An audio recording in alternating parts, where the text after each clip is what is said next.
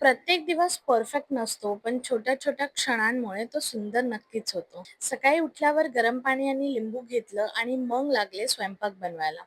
त्यानंतर मला एक शूट करायचं होतं, ते आवरलं आणि आई शूट करते आणि शार्वीमध्ये येणार नाही असं होणारच नाही. लहान मुलांसोबत शूट करणं खरंच खूप अवघड असतं हां. त्यानंतर शार्वीने मला किती गोड हग दिले.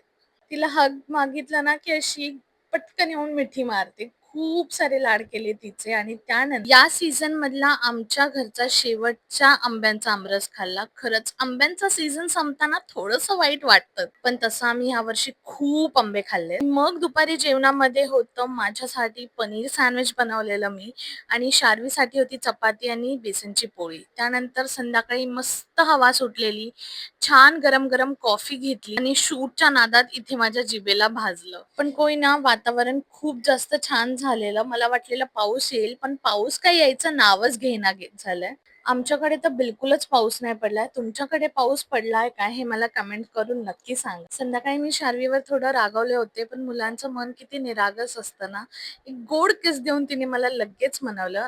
असा गोड संपला माझा आजचा दिवस. चला उद्याच्या व्लॉगमध्ये भेटू.